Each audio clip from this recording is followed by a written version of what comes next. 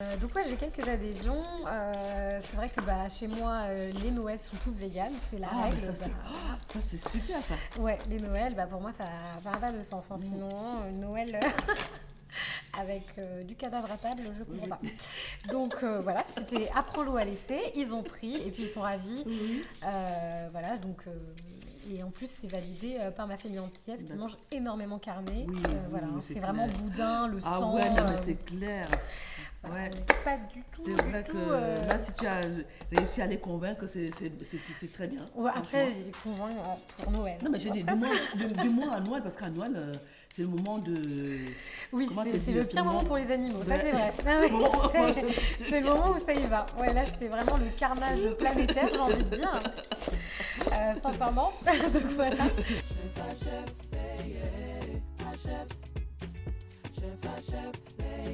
Bonjour, j'espère que vous allez bien.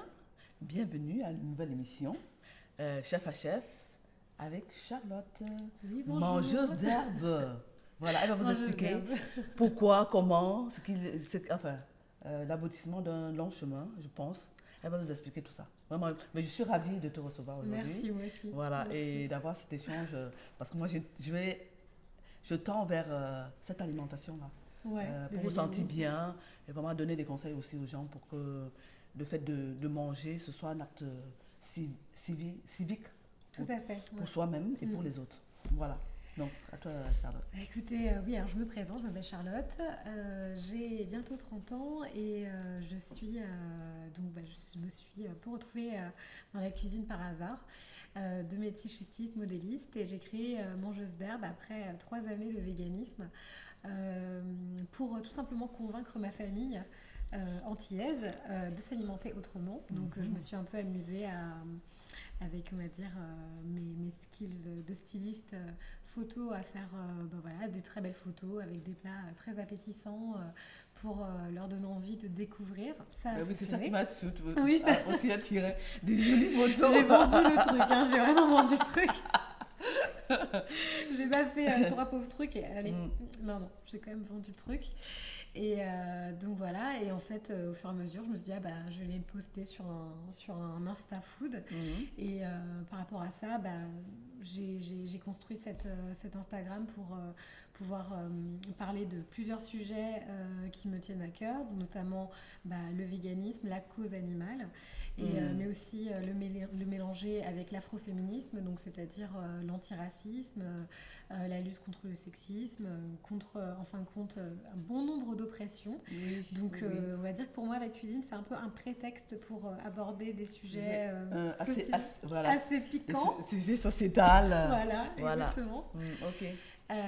C'est un prétexte et grâce à cet Insta, j'en profite pour discuter avec les gens, les sensibiliser, mais aussi leur expliquer plus de choses sur notamment la place carnée, l'impact surtout carné que peut avoir sur nos pays, sur les pays de la Caraïbe, sur les pays africains. Quand on voit l'Australie, quel est le rapport entre l'Australie et tout ça, l'Amazonie, coucou. Donc c'est bien sympa de faire pray pour Amazonia, mais il faudrait peut-être agir et pour moi, agir au moins 3 fois par jour en conscientisant son assiette, ça permet d'établir des réflexes en fait, des connexions et surtout de bonnes habitudes au niveau de la conscientisation et surtout pour avoir automatiquement, on va dire, une manière de vivre, on va dire, un peu plus saine, en faisant attention à soi mais aux autres par la même occasion, donc c'est tout bénef quoi. Alors Charlotte, je te demandais justement ce que tu allais nous proposer comme recette aujourd'hui. Voilà. Aujourd'hui, on va faire une recette vraiment très simple à réaliser. Ça va être un burger, mais surtout, on va faire le steak nous-mêmes parce que cuisiner vegan, c'est pas forcément manger que des produits transformés, bien au contraire. C'est très intéressant de faire soi-même. Déjà, ça vous revient moins cher.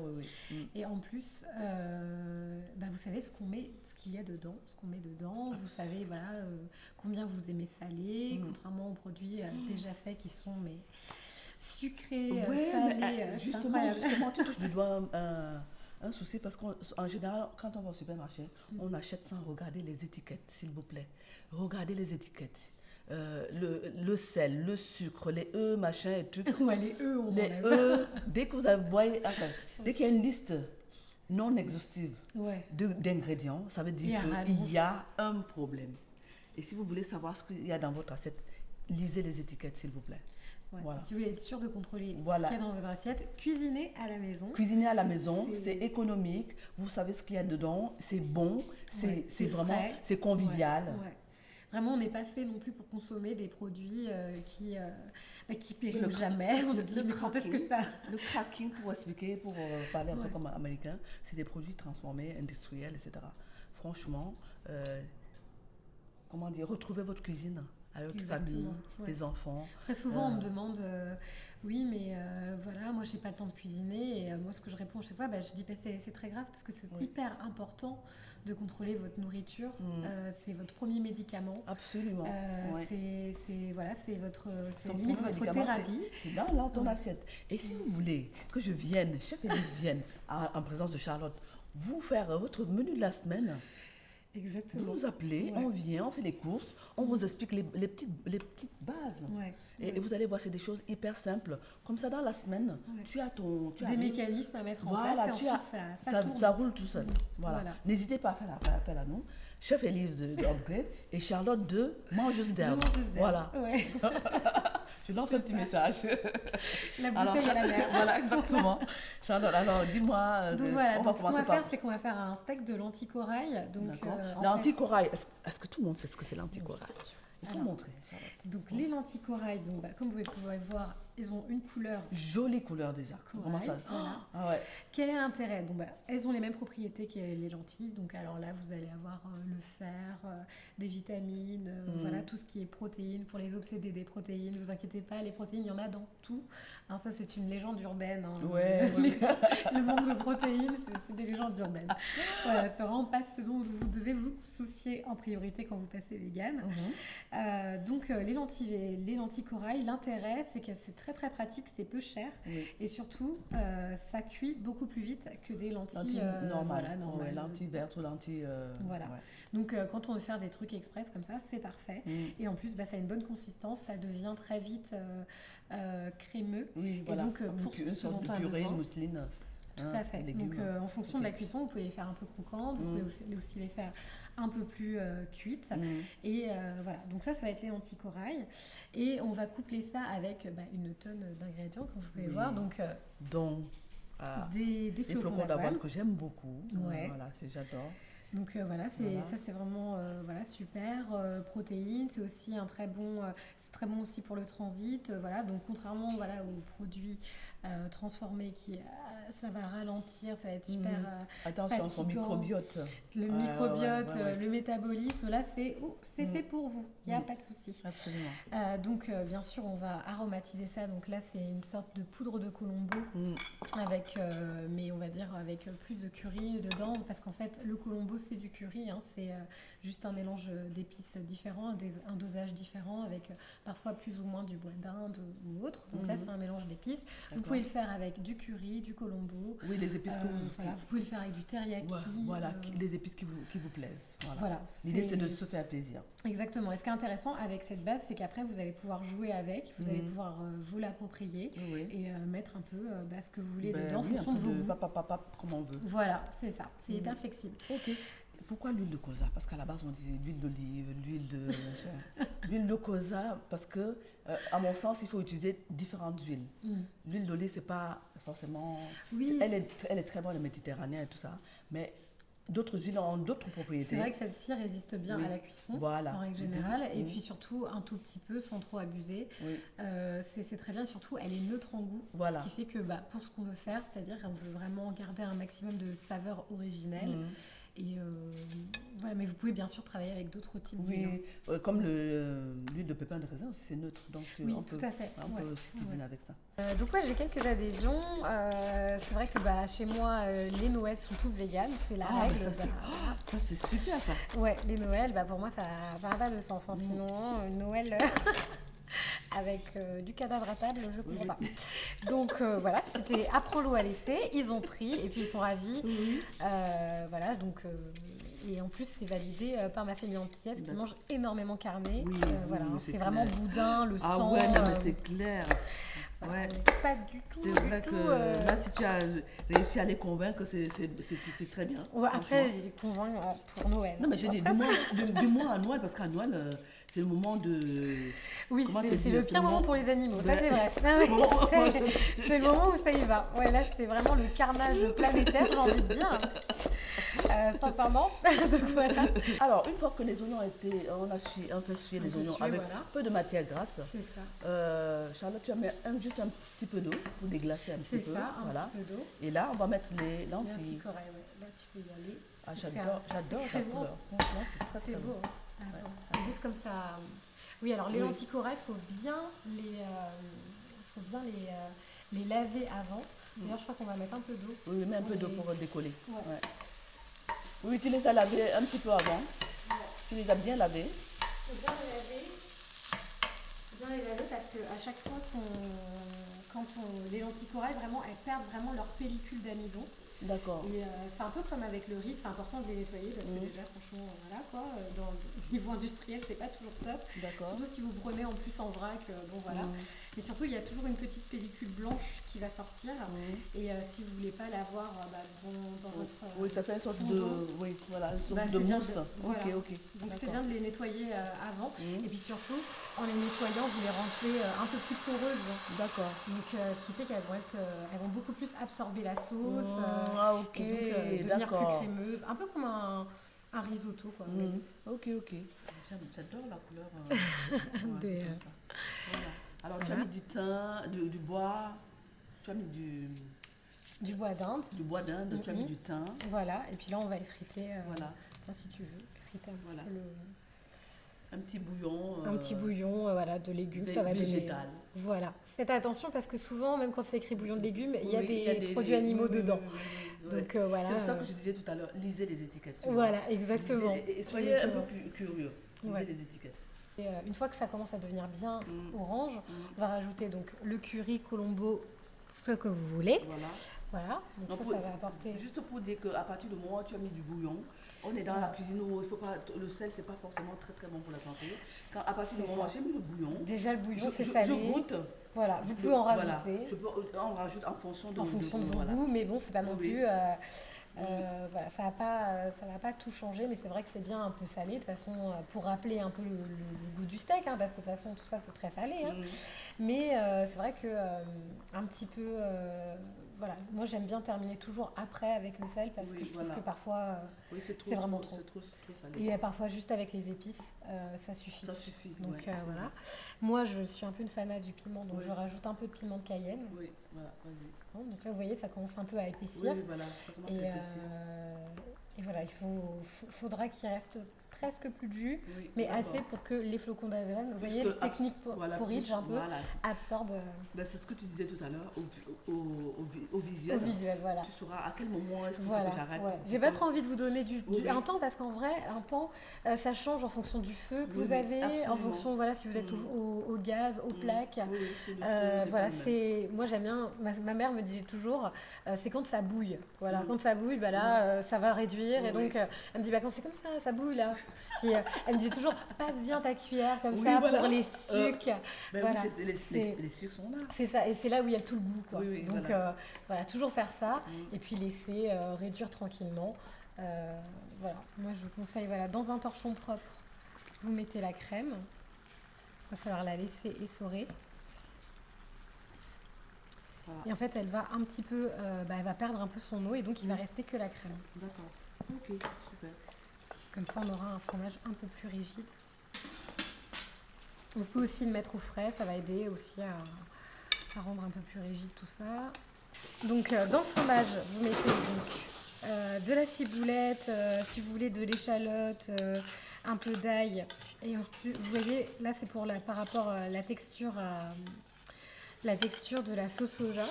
Mais c'est vrai que c'est toujours plus intéressant de prendre quand même un yaourt parce qu'il est déjà un peu plus consistant. Mais vous voyez, ça peut très bien marcher aussi avec de la sauce soja. Mais avec un yaourt, ce sera déjà beaucoup plus épais. Donc voilà, donc là on a notre base. Vous salez un petit peu, parce que voilà, le fromage c'est toujours un petit peu salé. Voilà, je te montre. Voilà. Donc, ça, je vois. On prend un. Donc, c'est encore un peu chaud, mais bon, c'est vrai que si ça peut être un peu plus froid, c'est mieux. Ok. Donc voilà, une taille à peu près de la taille des burgers. Donc voilà. Donc vous faites un peu un rond comme ça. Ouais, voilà. Hop. Comme ça, voilà, tu vois. Voilà, et là, hop, dans la panure. Et parce que c'est bien collant. Ouais. Donc c'est pas grave si ça bouge un peu, on va pouvoir reformer après. Oui, le fait de le faire saisir aussi, ça va le... Oui, ça va le durcir, mais bon, c'est vrai que quand on a une forme comme ça, hop, frigo, et ensuite ça va durcir, ça va être super. C'est le steak, voilà. Trompe l'œil. Trompe l'œil, c'est ça. Trompe l'œil. Après, vous pouvez le faire avec des haricots rouges, ça va donner haricots côté un peu rouge. J'adore. Voilà. Haricots rouges, c'est super bon.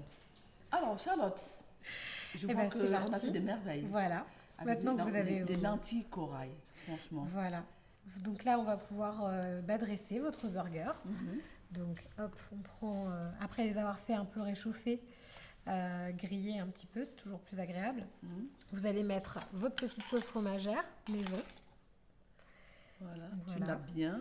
Voilà. Enfin, tu montes ton burger, quoi, tout simplement. C'est ça, tout simplement. Là-dedans, tu as mis normalement, c'est yaourt soja. Voilà, yaourt soja. Yaourt soja, de l'échalote. Oui, du citron pour annuler le goût du soja. Voilà, et de la ciboulette. Voilà. Exactement. Salé un petit peu, poivré. Un petit peu salé, poivré. Voilà, à votre guise. Voilà, en fonction de ce que vous aimez. Parfois, je ne sale pas, donc comme vous voulez. Okay. Ensuite, des petits concombres, parce que ça va toujours bien avec une sauce blanche, comme ça. Voilà, super. Voilà. J'aime bien les faire un peu épais, comme ça apporte un peu de croquant. Voilà, absolument.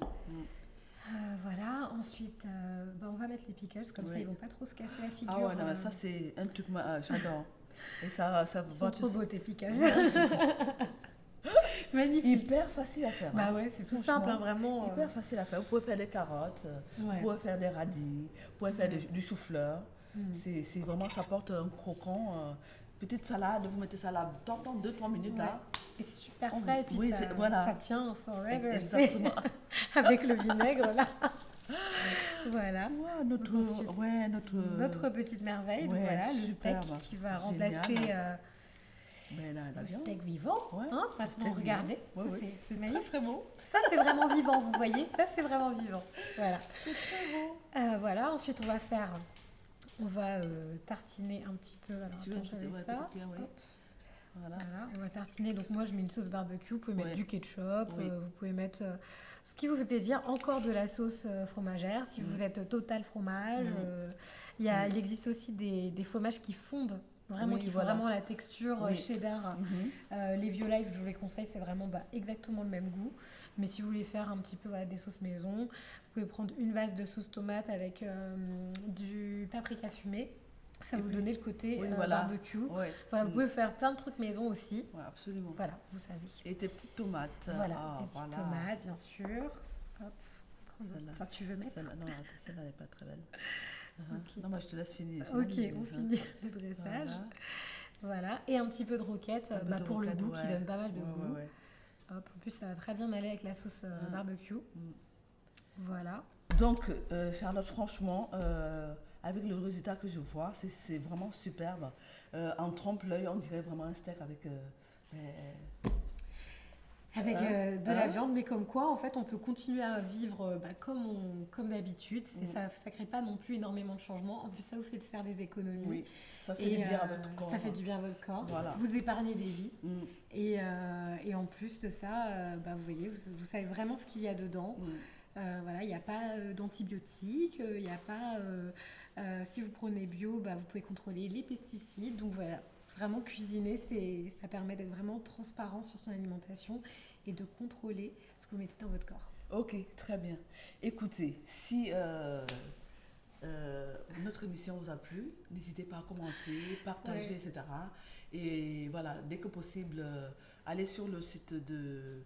Voilà, je te laisse le présenter. Oui, voilà, n'hésitez pas, il y a plein de recettes. Voilà, il y a plein de recettes sur mon site mangesder.com où vous trouverez les photos, mais aussi tout le processus pour arriver à des super plats.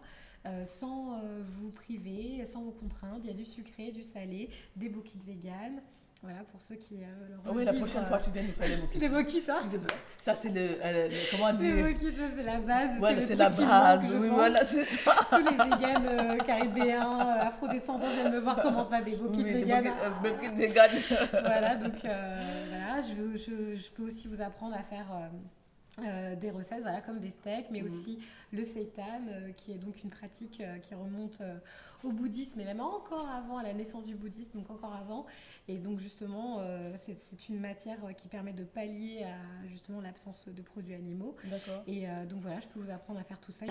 Très bien, Charlotte, vraiment merci pour d'avoir répondu à mon invitation. Je suis ravie parce que ma tendance dans les prochains mois sera de réapprendre à bien me nourrir et puis d'influencer les gens autour de moi parce que bien se nourrir, c'est vraiment la base, c'est vraiment très important.